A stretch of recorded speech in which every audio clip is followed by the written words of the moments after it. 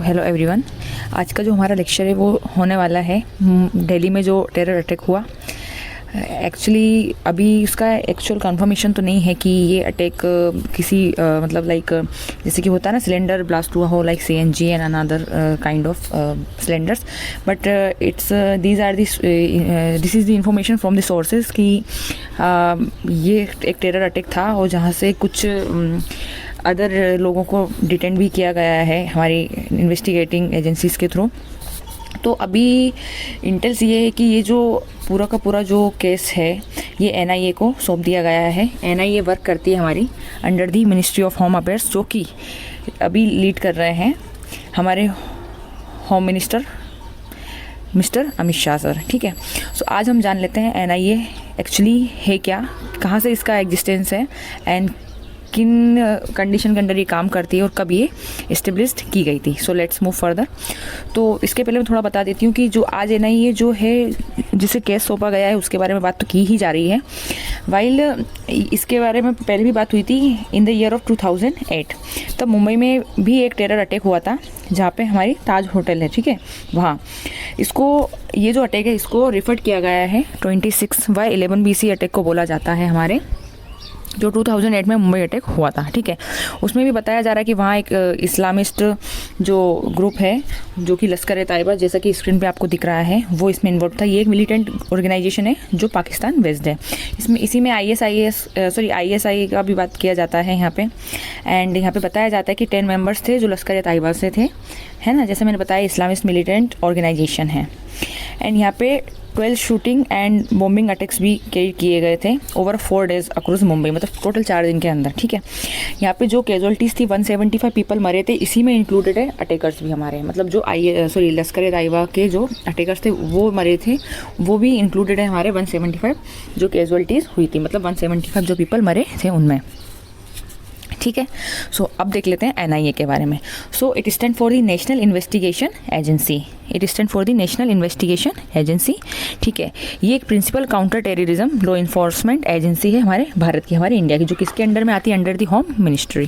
ठीक है, इसको 2008 में एक एक्ट पास किया जाता है हमारी पार्लियामेंट के थ्रू, जिसका नेमिंग है कि नेशनल इन्वेस्टिगेशन एजेंसी एक्ट 2008। ये किसको डील करती है, टेररिज्म को डील करती है। ठीक है, तो अभी भी वही जैसे कि बताया जा रहा है कि टेरर अटैक ही है, तो उसके बेसिस पे ये एनआईए वापस हमारी एक्शन में आ जाती है। ठीक है, so it has authority to conduct searches, make seizure, ये सीज करती है, ठीक है, अरेस्ट करती है एंड विदाउट वारंट। यहाँ इसको किसी भी वारंट की नेसेसिटी नहीं होती कि इसको पहले वारंट जारी किया जाएगा एंड उसके बाद प्रोसीड किया जाएगा ना, this kind of thought procedure would not be allowed. Okay, as well as to collect evidence, यहाँ एविडेंस कलेक्ट किए जाते हैं and maintain a database of terrorist organisation. यहाँ देखा जाता है कि टेररिस्ट के ऑर्गेनाइजेशन का एक पूरा डेटाबेस रेडी किया जाता है एंड देयर मेंबर्स की कितने मेंबर्स यहाँ पे इंक्लूडेड है। Okay, the NIA does not need permission from state government, जैसा कि मैंने बताया अंडर द सेंट्रल गवर्नमेंट ये मिनिस्ट्री ऑफ होम अफेयर्स के अंडर में वर्क करता है एनआईए, हमारा नेशनल इन्वेस्टिगेशन एजेंसी, जो कब फॉर्म हुआ था, आफ्टर द 26/11 अटैक। ठीक है, तब क्या हुआ था, 2008 में एक एक्ट पास किया जाता है और मिनिस्ट्री ऑफ होम अफेयर्स जिसको अभी डील कर रहे हैं हमारे अमित शाह, जो कि हमारे मिनिस्टर ऑफ होम अफेयर्स हैं। ठीक है, सो ये वही टेररिस्ट को काउंटर करने के लिए बनाई गई फोर्स है। यहाँ स्टेट गवर्नमेंट से परमिशन की नेसेसिटी नहीं है कि हमें स्टेट गवर्नमेंट से परमिशन करना होगा, like that, nothing like it. Okay, and in order to carry out its activity, मतलब अगर एनआईए को सपोज एविडेंस कलेक्ट करना है, किसी को विदाउट वारंट अरेस्ट करना है, एक्टिविटीज़ को सर्विलांस करना है, तो उसके लिए यानी कि स्टेट गवर्नमेंट से परमिशन चाहिए, ऐसा कुछ नहीं है। ओके,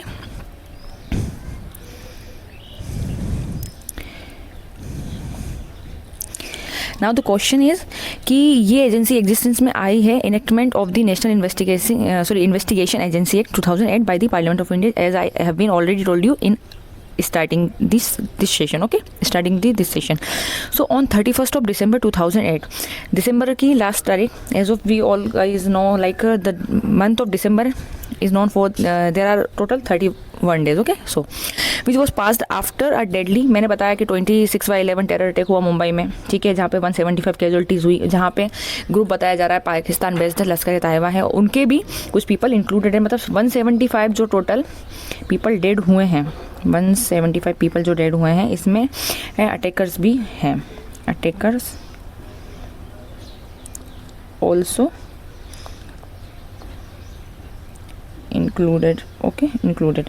सो अब थोड़ा और देख लेते हैं कि ऐसे जो अटैक्स होते हैं वो रिवील करते हैं कि हमारी जो इंटेलिजेंस एजेंसीज़ हैं उनकी फेलियर को बताता है, कहीं ना कहीं उनकी एबिलिटी फेलियर के बारे में बताता है, and that sorry to track such activities by existing agencies in India.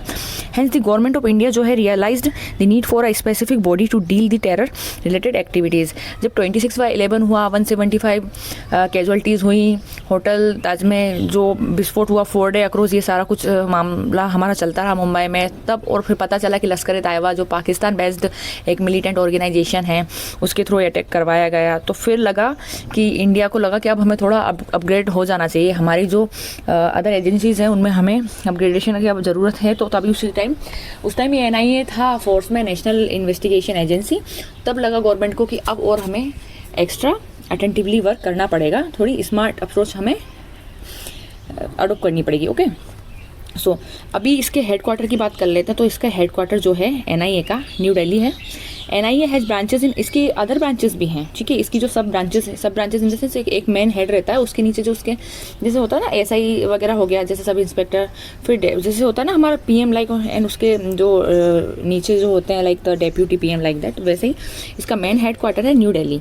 But इसके जो अदर जो सब ब्रांचेस हैं वो है हैदराबाद, ठीक है, Hyderabad in the Telangana, Guwahati in Assam, Kochi in the Kerala, Lucknow in the UP, and Mumbai in the Maharashtra, Kolkata in Calcutta in West Bengal, and Raipur like in are Chhattisgarh, and Jammu and Chandigarh, Ranchi, Chennai and Imphal. Okay so it maintains the NIA most wanted list. तो ये पूरी की पूरी NIA नेशनल इन्वेस्टिगेशन एजेंसी के under में जो भी most wanted list है उनको मेंटेन करता है।